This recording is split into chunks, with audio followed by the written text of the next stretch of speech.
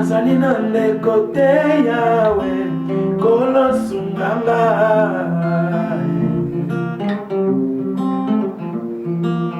Nazali na papa te na mboka oyo mobele yo masiya nanga. Ngana kobelela na nzambe mosusu te mobele ya Israela. Oh, kono Yesu ya délivrance, sopangu ya na yo Oh, kono Yesu na moma oyo, sembola loboko Ata pasi ekokano na monoko bonga na limba ngana koyika mpiko. Ata pasi ekofina fina nga pona pengwa ngana koyika mpiko.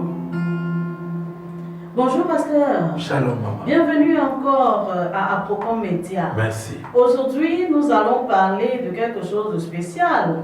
Vous avez commencé des capsules sur l'adoration. Et là, on va introduire l'adorateur. On parle donc de l'adoration et la relation que l'adorateur a avec Dieu. C'est bien ça. Quelle est la relation, ou bien quelle est la relation que l'adorateur doit entretenir avec Dieu dans l'importance que vous accordez à l'adoration?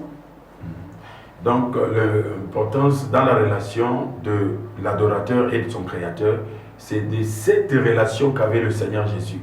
Parce qu'il a dit dans le livre de Jean chapitre 17, verset 22, il a dit « Moi et mon Père, nous sommes un ».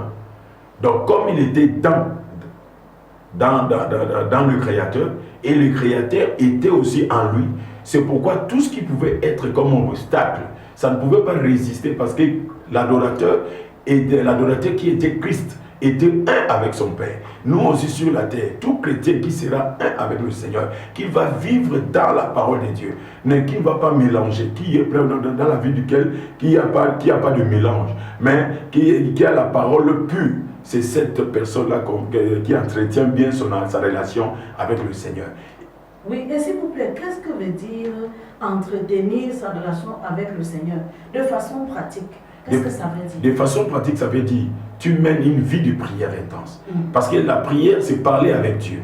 Et un chrétien qui mène une vie intense de prière, où tout le temps il est dans la prière, parce que comme la Bible dit, prier sans cesse, pour chauffer, si je peux dire ça comme ça, pour maintenir le feu de sa relation avec son Créateur.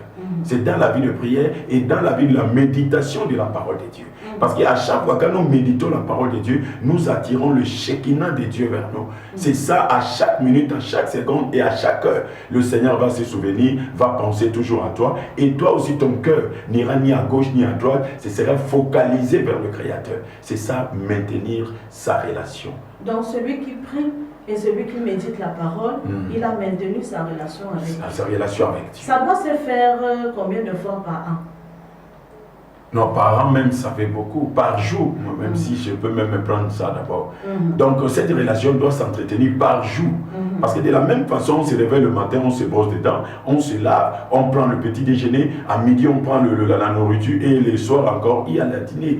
C'est de cette manière aussi un chrétien va fonctionner avec son Dieu. Donc, ce n'est même pas le problème par an, mais par jour, par seconde, par minute. Parce que nous avons à côté un ennemi rusé. Parce qu'on ne connaît pas quand est-ce qu'il va soulever sa main pour frapper. Donc c'est pourquoi pour la personne qui maintient bien sa relation avec le Seigneur, il est, je peux dire, éveillé spirituellement. Mais ça veut dire aussi que si on maintient par jour, quelqu'un peut prier le matin et le soir, il part, comme on dit, dans ces choses. Donc la prière d'abord, c'est l'état de l'esprit. Je ne dis pas que tu t'enfermes à la maison du matin jusqu'au soir. Parce que pendant que tu es là, tu es en train de prier. Et ton âme et ton esprit est à l'éveil. Donc c'est ça, c'est cette connexion là-bas. C'est cette connexion qui est aussi une forme de la prière. Donc comme la Bible dit, prier en tout temps et en tout lieu. D'accord. Merci beaucoup. Qu'est-ce que vous pouvez dire pour finir à ceux qui vous regardent, à vos fidèles membres de votre groupe Pain de Vie? Comment faire pour devenir adorateur? Qu'est-ce que vous pouvez leur dire? On devient adorateur depuis le jour qu'on reçoit le Seigneur dans sa vie. Parce que la Bible dit, à tous ceux qui l'ont reçu, elle leur a donné le pouvoir de devenir enfants.